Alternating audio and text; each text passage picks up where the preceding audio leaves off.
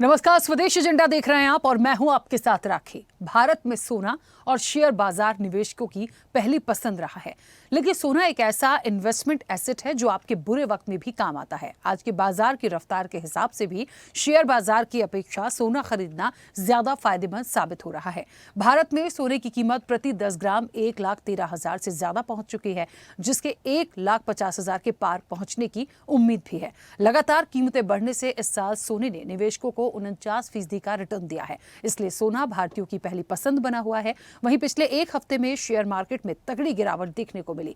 केवल 5 दिन में ही निवेशकों को 16 लाख करोड़ का झटका लगा है। इस हफ्ते बाजार बंद होने पर वैल्यूएशन में करीब 7 लाख करोड़ रुपए की कमी आई है, जो पूरे हफ्ते के दौरान सबसे बड़ी गिरावट रही। विशेषज्ञों की राय है कि अगर अंतर्राष्ट्रीय बाजार में अनिश्चितता बनी रहती है तो सोने की कीमतों में और उछाल आ सकता है। वहीं घरेलू मांग में भी बढ़ोतरी इस कीमत को प्रभावित कर रही है। त्योहारों में सोने की मांग ने उसकी कीमतों को बढ़ा दिया है और लोग सोने को सुरक्षित निवेश के तौर पर देख रहे हैं। कीमतों में उतार चढ़ाव के बावजूद खरीदी में कोई कमी नहीं आई। अब सवाल है कि क्या भारतीय शेयर मार्केट को छोड़कर सोने में निवेश करने को ज्यादा तवज्जो दे रहे हैं? क्या दुनिया की अर्थव्यवस्था को देखते हुए सोने की कीमत 1,50,000 से ज्यादा हो जाएगी? और क्या दुनिया की वित्तीय हालत को देखते हुए भारत का शेयर मार्केट संभल पाएगा? हम विस्तार से चर्चा करेंगे, उससे पहले देखिए ये रिपोर्ट।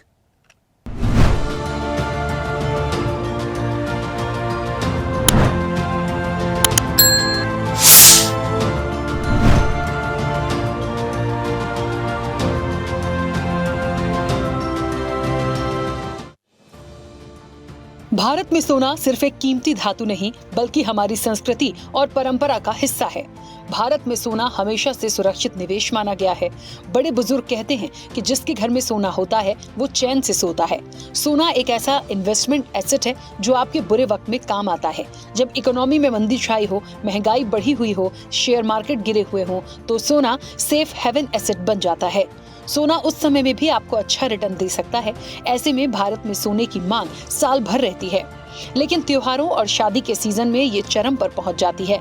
इसी को देखते हुए भारत में सोने की कीमतों में रिकॉर्ड तेजी देखने को मिल रही है, जिसका असर आम आदमी से लेकर निवेशकों तक पर पड़ रहा है।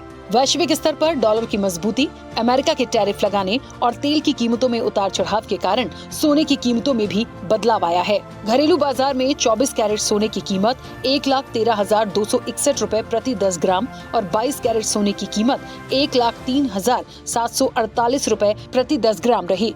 प्रमुख वैश्विक निवेश बैंक गोल्डमैन सैक्स का अनुमान है कि सोने की कीमतों में करीब 50% की भारी बढ़ोतरी हो सकती है। जो पिछले 10 सालों की बात करें तो ऑल टाइम फेवरेट गोल्ड की कीमतों में जबरदस्त बढ़ोतरी देखने को मिली।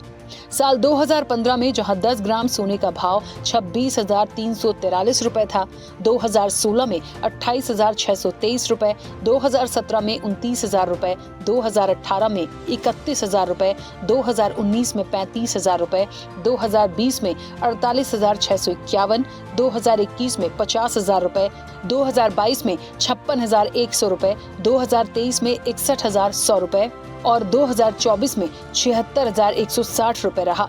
वहीं जनवरी 2025 से सितंबर 2025 तक भारत में 24 कैरेट सोने की कीमतों पर नजर डालें तो जनवरी 2025 में 80,000 रुपए, फरवरी 2025 में 85,000, मार्च 2025 में 87,550, अप्रैल 2025 में 1,02,170, मई 2025 में 95,000, जून 2025 में 97,500, जुलाई में 2025 में 99,200, अगस्त में 2025 में 1,05,170 रुपए थी, जो सितंबर 2025 में बढ़कर 1,13,000 रुपए से ज्यादा हो गई है।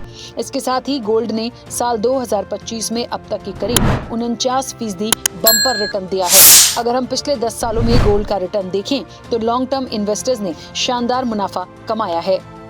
2015 में गोल्ड ने दिया -6.64% रिटर्न, 2016 में गोल्ड ने दिया 10.08% रिटर्न, 2017 में गोल्ड ने दिया 5.67% रिटर्न, 2018 में गोल्ड ने दिया 8.25% रिटर्न, 2019 में गोल्ड ने दिया 24.90% रिटर्न, 2020 में सोने ने दिया 27.91% रिटर्न, 2021 में सोने ने दिया -4.09% रिटर्न, 2022 में सोने ने दिया 14.38% रिटर्न, 2023 में सोने ने दिया 14.88% रिटर्न, 2024 में सोने ने दिया 21.43% रिटर्न और 2025 में अब तक सोना दे चुका 49% रिटर्न। साल 2025 में अब तक सोना 49% रिटर्न दे चुका है। जनवरी 2025 में सोना 82,233 रुपए प्रति 10 ग्राम पर था। अब सितंबर में सोने की कीमत 1,13,000 रुपए से ज्यादा है। इधर निवेश के हिसाब से भारतीय शेयर बाजार की तुलना करें तो इस हफ्ते बाजार बंद होने पर लगातार छठवें दिन गिरावट देखने को मिली। कारोबार के दौरान सेंसेक्स 800 अंकों तक टूट गया, वहीं निफ्टी गिरकर 24,650 के भी नीचे पहुंच गया। ये शेयर बाजार की पिछले 7 महीनों की सबसे लंबी गिरावट है। सिर्फ 5 दिनों में ही निवेशकों के 16 लाख करोड़ रुपए स्वाहा हो गए। वहीं शुक्रवार को एक ही दिन में 7 लाख करोड़ का नुकसान हुआ, जो पूरे हफ्ते की सबसे बड़ी गिरावट थी। बैंक निफ्टी में भी जबरदस्त गिरावट देखी गई। हर सेशन में बाजार नीचे बंद हुआ। बीएसई पर लिस्टेड कंपनियों का मार्केट कैप 16 लाख करोड़ कम हो गया। अब सवाल ये है कि आखिर ये गिरावट क्यों देखने को मिली।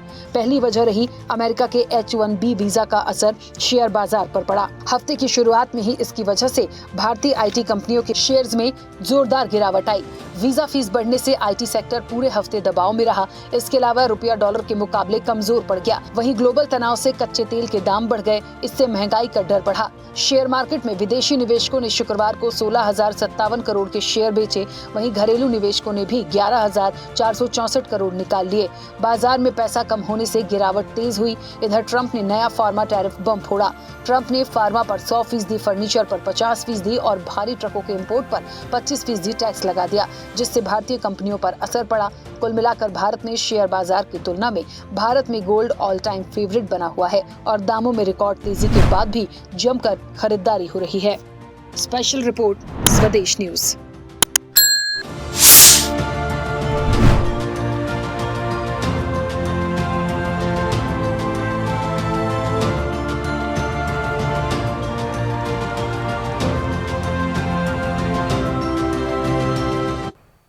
ऐसे ही वीडियोस के लिए लाइक करें, शेयर करें, फॉलो करें।